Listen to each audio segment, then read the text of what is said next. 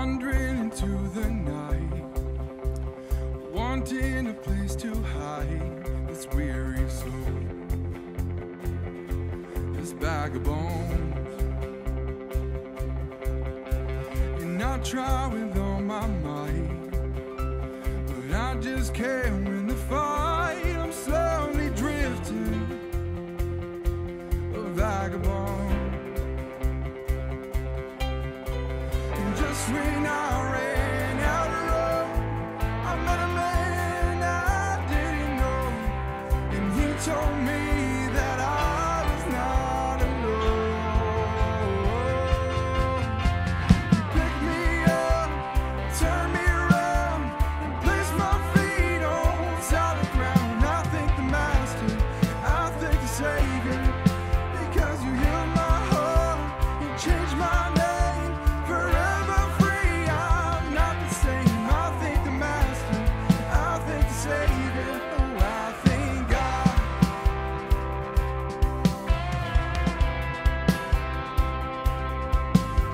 I cannot deny what I've seen.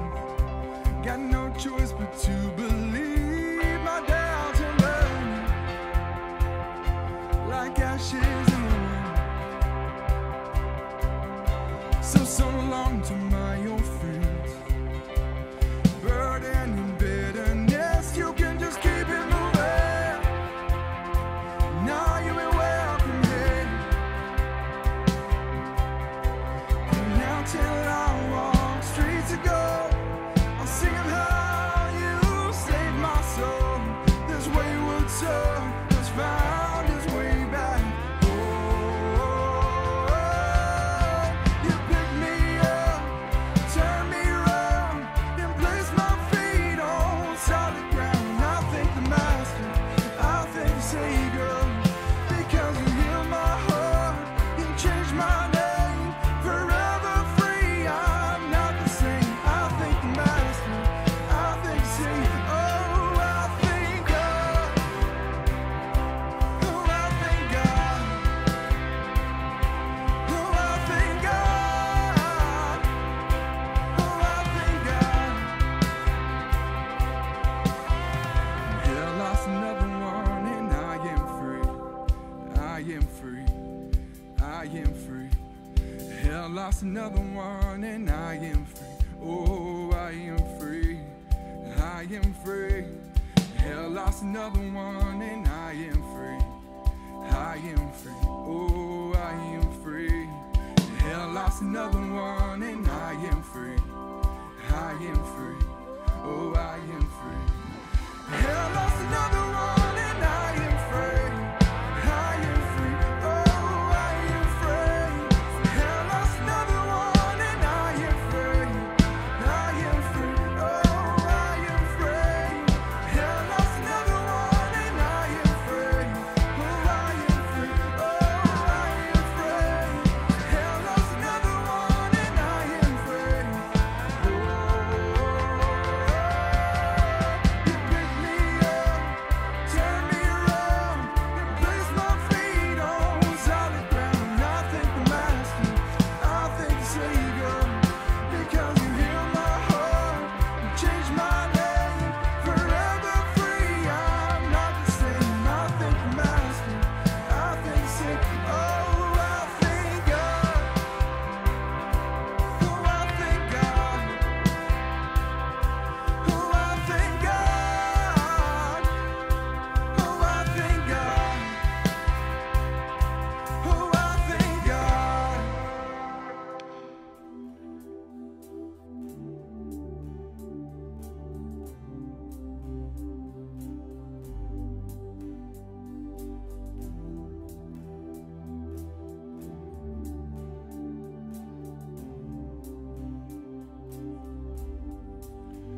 And oh, how high would I climb mountains if the mountains were where you hide?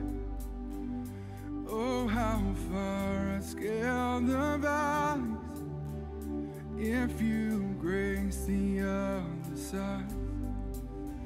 And oh, how long have I chased rivers from lowly seas to where they rise against the rush of grace descending from the source of its supply. 'Cause in the highlands and the heartache, you're neither more or less inclined. I would search and stop at nothing. You're just not that hard to find.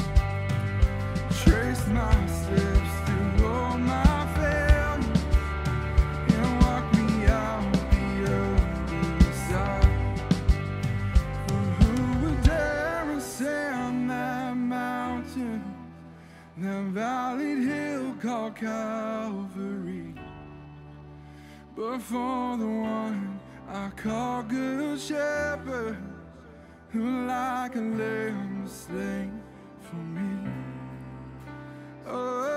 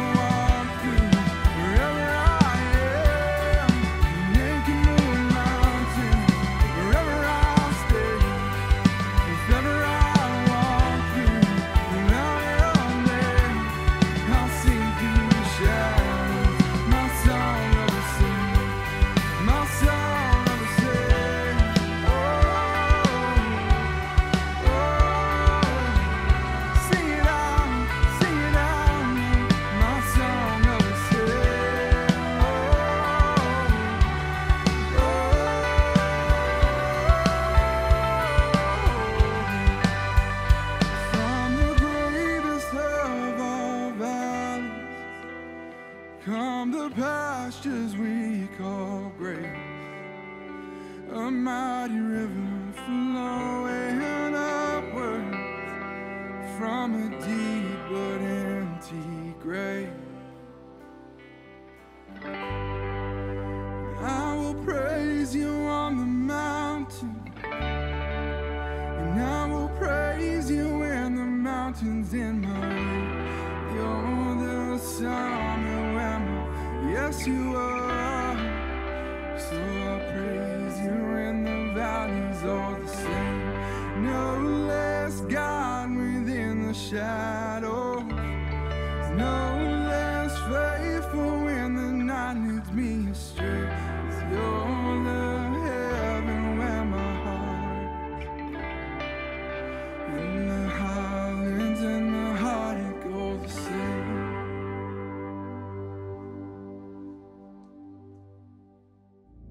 Good morning, church. My name is Ashton, and I want to welcome you this morning. If this is your first time with us, we're so thankful you decided to spend your Sunday morning here with us. We have a lot going on here at The Grove, but first I want to talk about something that's very important to us, and that's connecting with you. Inside the program you received, there's a connection card. We want to invite you to fill that out so we know how we can be praying for you, celebrating with you, and connecting with you. If this is your first time visiting with us, we also have a gift for you. So as you drop off your connection card on the way out, make sure to stop by the Welcome Center and grab that gift. Now, here are some announcements. Hi everyone. Today, during the 11 a.m. service, we have our baptism class. If you're interested in getting baptized or wanting to find out more about it, this class is for you. You'll hear what baptism is, what it represents, and how to take that next step. This class is happening today in Equipping Room A during our 11 a.m. service. Hi everyone, my name is Erica and I'm the director of the Grove Preschool. It's been 1 year since launching the Grove Preschool and we've seen God do incredible things already. We are reaching over 80 children a week and have grown from 9 employees to over 20. And now we need you to join our team. We're looking to add part-time afternoon shift employees to our team. If you have a heart for children and have an upbeat, willing to learn attitude, please apply today. You can find more information and apply at thegrovepreschool.org. We would love for you to be a part of what God is doing here at the Grove Preschool. Grove Church, we want to thank you for continuing to support the work of the ministry financially. Because of your generosity, we're able to reach our community, serve others, plant churches, and be the hands and feet of Jesus. We have a few safe and secure ways to give. You can give online, on our website, or the app. You can use an envelope in your program and drop it off on the way out. I just want to encourage you to keep trusting God, knowing that He can do far more with our 10% than we could ever do with 100. Now, check out this upcoming event. Some people think they have what it takes. At the end of the day, there can only be one winner. To win, it takes passion and experience, and really honing your craft. It's not going to be easy, but that belt will go home with somebody. And I believe that someone has earned that right to call themselves the best.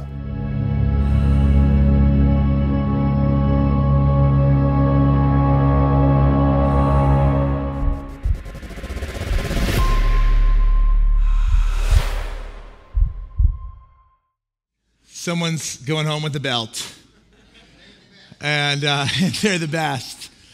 You know, I actually love to be around grills. I don't know if anyone else does. I don't know if you like to eat what comes from my grill. I wouldn't say I'm the best by no means, but I did get into a new hobby last year, and it's actually this pizza oven right here. Anybody ever try to make their own pizzas? 3 of us? Okay, well, Little Caesars is down the street, so maybe you watch it online, you make yours. But I love playing with the pizza oven, and actually, these things get pretty hot. I don't know if you guys have ever been around one. You guys ever been around one? Kind of the flame comes out. The more you work at it, every time I try to reach in and shift my pizza around and pull that pizza out, it's like I lose a little more hair every time, right? I don't know how guys do it that have ran pizza shops for years, how they still have arms, right? I just would be armless. I want to look at a story today, actually, of a furnace a lot like this, but a little bit bigger, a little bit hotter, but something crazy happens in this furnace. It says that those that went in, they came out with no harm. There was no burns. There's no even smell of smoke. Like, you always know when I grill, right? My shirt's got a burn mark. I got black chalk all up and down my arms. Like, I smell like the grill. I'm usually hairless up to my elbows. Like, you know that I've been around something. Loading this one to get this little fire going inside here. Takes the little pieces of wood. Well, I usually cut myself, loading in and out. And you just know that I've played with the pizza oven because I got bandages all over me. Well, today I want to look at this story where these men had no smell of smoke, yet the fire was huge. See, we've been in this series called One True God, not looking at the characters of the story, though they did great things. They were all great men, but we're actually looking at the characters in the story, not at their greatness, but the greatness of their God. What drew people towards their God? And today we're going to look at the story of Shadrach, Meshach, and Abednego in the blazing furnace. a lot hotter than this, like where the people that walked towards or near the fire, they themselves burned up. But what took place in a story where 3 men go into a fire. Let's take a look at this. If you have your Bible, you can look at Daniel chapter 3. And I'm going to do the best I can to walk you through about 30 verses. But here you go. Ready? Daniel chapter 3. And you're thinking, hey, Barry, how can you do that in one short setting? It's easy. I went to Bible college. And one of the first things they taught me in Bible college was when the name's too hard, shorten it. So this is the story of King Neb. Okay? Because Nebuchadnezzar is just too hard to say over and over and over again. So this is the story of the great king named King Neb. And King Neb had this statue of gold built. It was a golden idol. It was large. It was rather large, and he had all the people from all the towns, from the highest of elected officials all the way down to those maybe like me and you, come out and worship this idol. He would have an ornate band play, and he would gather all the instrumentalists from the area, and he would get them together, and they would play this beautiful music. And at the sound of the horns and the harps and the lyres and all these other instruments they would gather together, he would say, at the sound of that music, everyone in around the sound of that music must bow down and worship. So that's exactly what happens when you're King Neb. You get what King Neb wants, and he has the music play, and the golden statue is out front, and everyone bows down at the golden statue, except for there's a few men. And this is another thing I learned in Bible college. This is the very first snitches, right? So right here is where you get that Greek word snitch, those that tell on others. This is what happens to snitches, okay? So if you're thinking about telling on someone tomorrow for parking illegally or speeding for this big rocket launch, just remember what gets these people. So the snitches, they come to the king. Matter of fact, they were all about the moon and space. Yeah, 200,000 plus snitches coming to town tomorrow. It said that they were astronomers, right? They were like all about orbit and space and the stars, and they just stared off into that. And they come to King Neb and they say, King Neb, didn't you say that if anyone doesn't bow down to the golden statue, that they'll be thrown into the burning furnace? And he said, absolutely I did. And they said, well, hey, there's some Jews. And then they call them by name, Shadrach, Meshach, and Abednego, and they do not care what you said. Well, King Neb's mad, and he tells the snitches, go and get these men.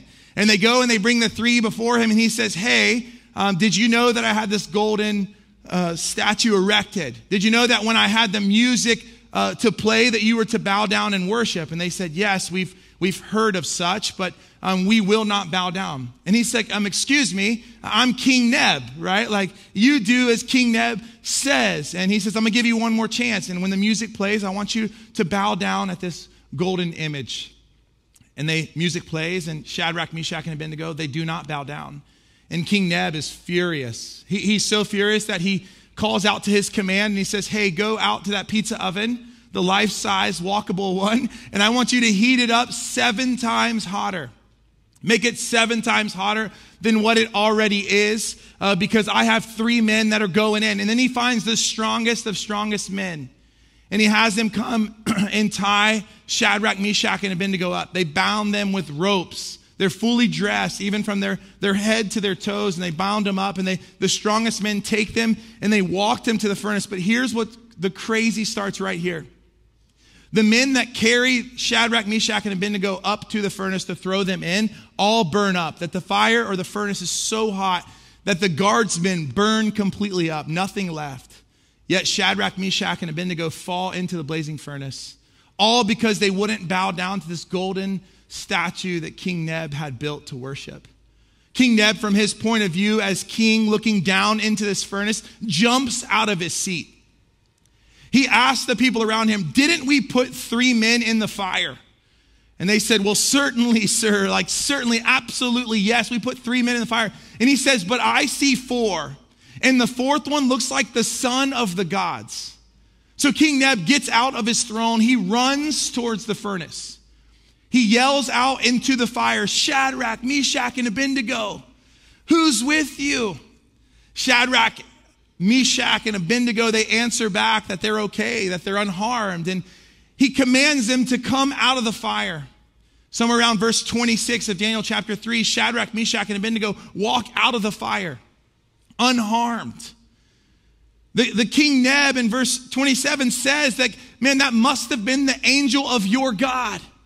Your God rescued you, for it's your God is the one true God. It's your God that's real, not the golden statue, but it's your God.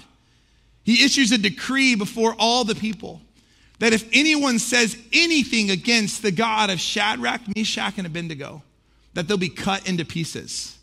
Guess he realized his fire wasn't hot enough, right? He's like, they'll be cut into pieces. And just on top of that, like that's not bad enough.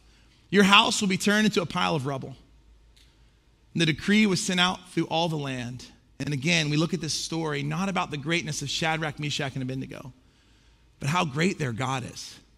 The one true God of Shadrach, Meshach, and Abednego found in Daniel chapter 3. So now what I want to do with the remainder of our time is I want to look back.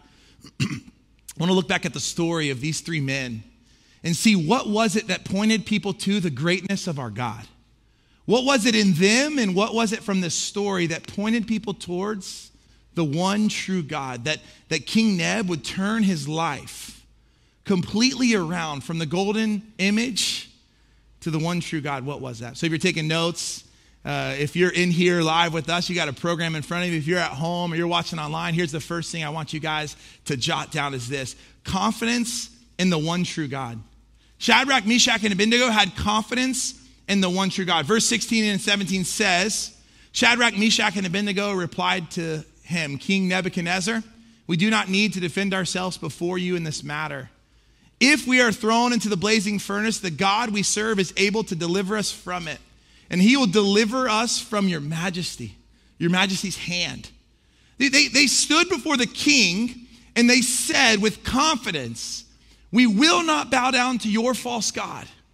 We will not go with your way. Why? Because we're confident and we know that our God will deliver us.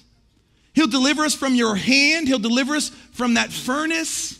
Like the confidence that they had is the confidence that they know of the God of the Old Testament. When he said that he would go before them, he went before them. When he said he'd have a pillar of light by day and a fire by night, it was constant that he would lead his people out, that he would provide for them. Shadrach, Meshach, and Abednego, they knew the stories of their forefathers. They knew the God of promise. Church, I want to ask you guys this morning, do you know the God of promise? Like, do you have confidence to stand before your situation right now and say, I will not turn from my God? My God, I am confident will get me through this. Do you have the confidence that Hebrews 11 talks about, 11 verse 1? It says, now faith is confidence in what we hope for and assurance about what we do not see. The definition of faith literally is based on our confidence, not of what we can tell you is going to happen in front of us, not that we already see, but what we know to be true because our God's good. Church, this morning, this is one of those things where I think we all want that. We want the confidence to know that God is there when we jump. We want the confidence to know that we'll tell the king, King Neb, I'm not doing it. I'm not bowing down to something other than my God because my God is the only way. You know, when I think about confidence, I think about being a young dad. Not that I had confidence in myself at all. Let's just get that straight. I'm the same guy that held the baby and said, God, are you sure, right? There's more capable men than me and I can hand him off right now. Are you sure? But I'm talking about the confidence of my little boys looking into my face. My little boys that would jump off anything. Who else had kids like this? I could take my kids and I could just sit them on a shelf, the very first elf on a shelf, right? And I could step back and I could say, come on, right? And then my kids are so daring, sometimes if they're on anything of height and they see you, you better always have one eye on them because they're jumping. You had those, right? They just jump right onto your face. You're not expecting it at all. And they just look at you like 2 years old and say, do again, do it again. My kids could climb on any high dive. And they would walk out and everyone around me would be like, whose parent is this? I'm calling the cops, horrible parents. And I'm like, just watch, come on, boy. And my kids would just leap, right? It was confidence knowing that their dad would catch them. Some of us, we want the confidence to jump to the Father. That we want to have the confidence knowing that God, our Father, is there to deliver us. Shadrach, Meshach, and Abednego had confidence knowing that when they jumped, the Father had his arms out right. It's not about the greatness of these three men, but it's about the greatness of their God. What does it look like for you to have confidence in the one true God today? What situation are you facing? Is it that of a furnace? Or is it a debt? Is it a health scare? Is it a relationship breakup? What's the fire before you where you're saying, God, I want to have confidence and I'm willing to jump into your arms? I love how this story kind of takes a turn right here, though. They say with their own mouth, I believe that my God will rescue and deliver me from your hands. They'll deliver me from your furnace. Romans 5:3-4 tells us, not only so, but we also glory in our sufferings because we know that suffering produces perseverance. Perseverance, character, and character, hope. See, church, if I can be honest with us, I think a lot of us in our hardships and our troubles and our furnaces, if you would, we want hope, but we don't want to go through suffering. We want the end result of hope, but we're really afraid of persecution. We want the reward of knowing that we've jumped, but we don't want that lag time before we get caught. We want the Father just to reach out and grab us, but that's not how it works. If it was that easy, it wouldn't take confidence. But what makes this story great is the confidence that these men have in God the Father. Knowing that through this hardship, through the heat of the flames, there's hope awaiting our obedience. What would it look like for us today to have confidence in the one true God? Their confidence in that God inspires me, but even more so is their commitment. Second thing I want you to see today is committed to the one true God. When I think about Shadrach, Meshach, and Abednego, I can't help but think about their commitment to the one true God. They were committed. Verse 18, Daniel chapter 3, verse 18. If you have your Bible out, I would underline this. I would circle this. Get your phone, go to YouVersion. Share this because this is where the story takes a great, great turn. It says, right before this verse, they said that our God will deliver us from your hand, your majesty. They show King Neb respect, but they just tell him, God's got us. And then the very next verse is a but. But even if he does not, you see that? There's power in that but right there. There's power in that but right there.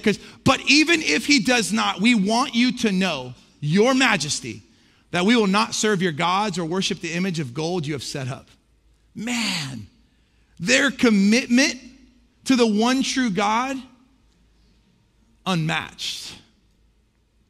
In my own life, I have to sit down and just really think through, do I have commitment like this?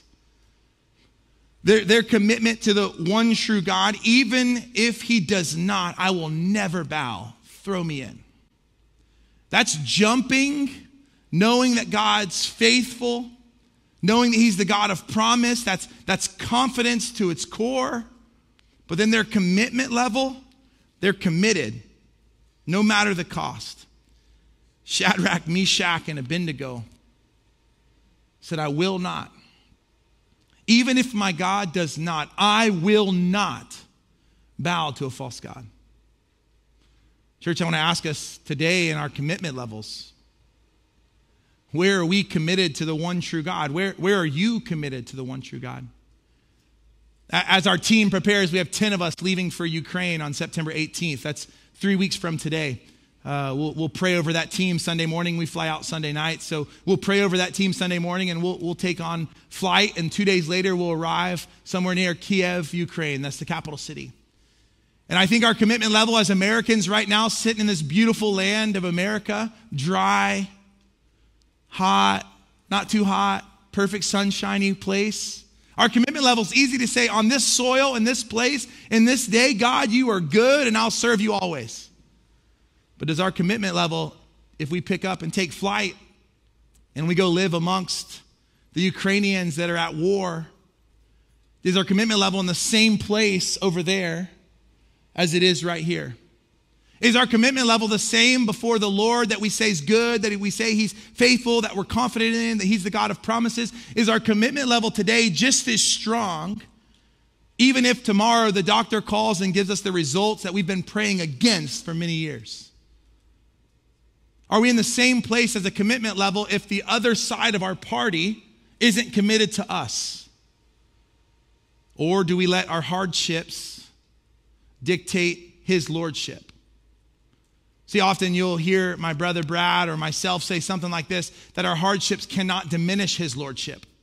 Meaning that no matter the situation you're in, no matter the predicament, no matter the size of the fire that you're walking into, it can't diminish how good God truly is.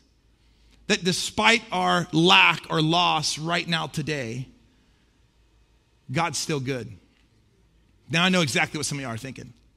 But Barry, you're thinking, but Barry, you don't know my predicament. You don't know my placement. You don't know my situation. Let me tell you. Well, hey, come and tell us.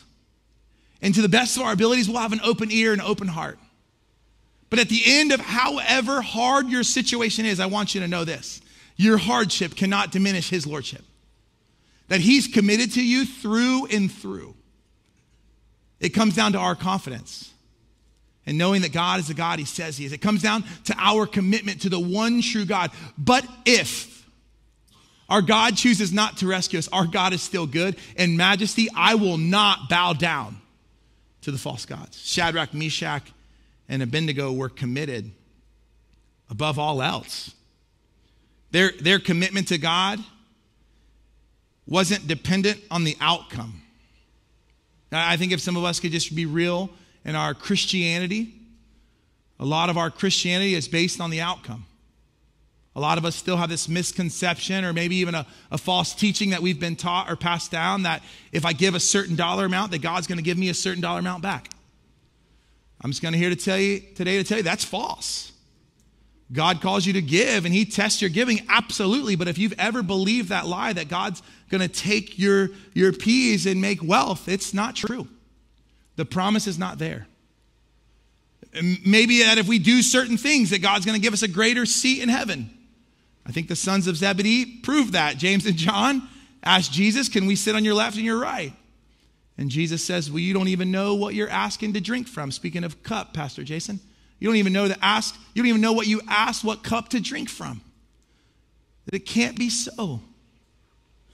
We have some of these false teachings that tell us that if we do certain things, God's going to do the next, but it's not true. But a lot of us in our religion, we've built this commitment based on God showing up. And I'm here today to challenge us about the one true God, that are you committed to God? That's the only question we have to ask. Our commitment to the one true God. It's not on the outcome or the results. Remember Romans, if you want to experience the hope, sometimes we got to go through the suffering and the perseverance, the persecution and the hardships and the trials and the troubles and the struggles and everything else that builds up the character to receive the hope. Sometimes it's that failed relationship that you do everything to make right, but God's still on the other end just as good. And it never works out. God's just as good. It's the health scare, it's the doctor's report, it's the note that takes our physical body. It's not our physical body that matters for eternity. Our physical bodies are just temporary. And if you ever see me shirtless, I praise God for that. It's a temporary suffering I live through. One day I'm going to have abs. It's just in glory. It's not here. It's not here, right? One day I'm going to choose where my hair is, right? It's not here. It's in glory. This is just temporary. The sufferings and the trials and the hardships that we have right now are temporary, but our commitment to the one true God lasts eternal. Shadrach, Meshach, and Abednego, they lived this out. And what's so cool is that God delivered them. For they were thrown into the fire, and they said, but even if not. And they bound themselves in ropes, and they were tossed into the furnace. And even if not, I will not bow down to your gods. But when they got there, God delivered them. It was the angel in the story, just like my brother Brad talked about last week, where the angel was kind of the hero of the whole thing. This one has an angel again, and the angel is in with Shadrach, Meshach, and Abednego, and they're in the fire that's 7 times hotter, that burned up the soldiers that carried them there. And yet nothing happens to Shadrach, Meshach, and Abednego, not even singed hair. I can't even work this little furnace without a burn. I can't even be around this without smelling like burnt something. Yet they're in a walkable furnace, 7 times hotter. And you can't even tell that they've been there. Why? Because God is good. And he's with them in the fire, and King Neb comes running down and says, boys, come out. Come out, for it's your God. It's your God that's the one true God, and your commitment shows that to the world. I want to ask you a question, church. Does your commitment level to the Father and to the person of Jesus show the people around you who the one true God is? Or does your commitment level look just like everyone else around you, that when things are good, God is good? But when things are bad, our God is a God of anxiety, a God of doubts, a God of frustration, hopelessness. Does your commitment level reflect the one true God? You know, with Shadrach, Meshach, and Abednego, the third thing I want you to see this morning is their conviction from the one true God. Conviction from the one true God. You know, the conviction they stood under in Daniel chapter 3 and in this story was simply what was taught to them from Exodus chapter 20, verse 3, known as the 10 Commandments. Anybody know what the very first commandment is? Very first commandment, probably on that giant screen right in front of you, says, you shall have no other gods before me. No one even wanted to guess. Your confidence is low. But you're forgiven. It's only 8:40 in the morning, all right? Hey, have no other gods before me. When God knew that humanity needed laws, that they needed structure, they needed rules, God knew that we were going to be tempted to pull our worship aside, that we were going to be tempted to worship other things, and God knew that we needed structure. And the first of the 10 Commandments is that you shall have no other gods before me. Shadrach, Meshach, and Abednego knew that. I would say as Christians, this chief lesson from this story of Shadrach, Meshach, and Abednego in the blazing furnace for us is that we know that in revealing to the world the higher power, the greater purpose, the one true God, that when we are faced with hardships, we see them through a different lens. That we know that the one who can deliver us. We can know the one true God that can deliver us from the hardship. Listen to me, some of you are praying for really tough situations in your life. I don't want you to hear anything else than this today. Keep praying and trusting God. Some of you are in some dark hours, maybe the darkest hours you've ever been in your life. Keep praying and go before the one true God. Look to Daniel chapter 3 for Shadrach, Meshach, and Abednego as just an encouragement to you. Where they said, hey, we know that our God will rescue us from the hands of your majesty. Our God will save us. Our God will save us from the fire and the harm that awaits. But then some of y'all need to lean into verse 18 and says, but even if he doesn't, my God is still who he says he is. You know, in 2 Corinthians chapter 4, verse 16 through 18, Paul gives us really these words of comfort. He says, therefore, we do not lose heart, though outwardly we are wasting away. Yet inwardly we are being renewed day by day. For our light and momentary troubles are achieving for us an eternal glory that far outweighs them all. Just think about that situation you're in right now. That hardship that literally you feel like you're withering away. That outwardly you're just being so beat down, defeated, burned, that you feel like you're losing ground.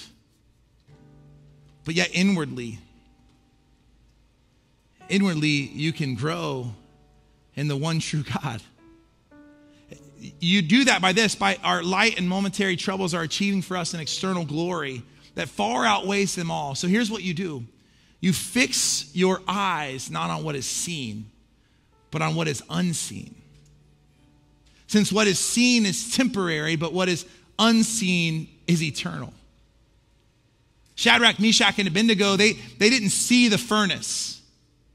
They saw through the furnace. They knew that even if God didn't deliver them from the fire, that God's still just as good, that their life eternal was greater than their life knowing that they bowed down to the false god, yet got to live. I think for us this morning, church, can we see 2 Corinthians chapter 4 for what Paul was writing for? I just read this the other day. If you're reading the one-year Bible, you're probably in 2 Corinthians right now. And for me, I just read this passage the other day. And I'm reminded that we don't look at death like the rest of the world. But as believers, as those that have confessed and trusted in Jesus as their personal Lord and Savior, we can see our troubles and our hardships. We can see the trials and the fires before us as a way of refining, shaping, and making us into the character, the sons and the daughters that God, the one true God, designed for us. So no matter your hardship, no matter your darkness, no matter your struggle, no matter your loss, church, I want to encourage you this morning that if you change your lens, if your confidence is in God and God alone, that He'll see you through this. If your commitment level is commitment to God the Father and not to God's outcome, that God will see you through this. And that our conviction knows our need for a Savior. Hey, look up here at me. Church, if you're struggling, if you're saying, how could I ever view this situation because you all have your own? Right now you're having a butt-berry moment. Because in your head, you're trying to justify that you're right and I'm wrong. Listen, this ain't me telling you this. No matter your situation, no matter your hardship, no matter your furnace before you, God is good and He'll see you through it. The only way you can come to that understanding is to come through conviction, knowing that you need a Savior. Placing your life, not your situation, but your life into the hands of Jesus. Trusting that He knows you, but by His great grace still loves you. And I think some of you right now, you want so bad to get out of your predicament. But what about verse 18? What about Shadrach, Meshach, and Abednego saying, but if God does not, we still won't bow down? What if God has you in that verse right now? What if He never gets you out of this place? Is God still good? Do you still know Him to be Savior? Are you still committed to Him despite the outcome? Is your conviction made one with the Father? Because if you don't know Jesus, you'll never be able to look at your hardships and see hope. But if you want to know Jesus, I want to tell you about Him. Will you pray with me? Jesus, thank you for your goodness. Thank you for your love and your grace. Lord Jesus, I pray you'd meet us right now, right where we are, individually, sons and daughters, that we're not alone. We're not in this fire alone, God, that you know exactly where we are right now. Would you meet us there? Would you join us? In Jesus' name we pray. What a great message this Sunday. I want to encourage you, church, as we turn our TVs off, as we walk away from this, what did we really take from today's message? First and foremost, are we actually in a relationship with Jesus? Do we know Him, about Him, or do we really know Him? I want to encourage you, if you haven't taken that step into a relationship with Jesus, to do that today. I want to encourage you with this scripture. Jesus said in John 10:10, the thief comes to steal, kill, and destroy, but I come to give you life and life to the fullest. If you want to take that step, if you want to know that you know Jesus, go to this link right here. We have simple steps that you can take to step into a relationship with Jesus right now and have that life to the fullest. Have a great week, Grove Church. And again, if you haven't taken that step, do it now.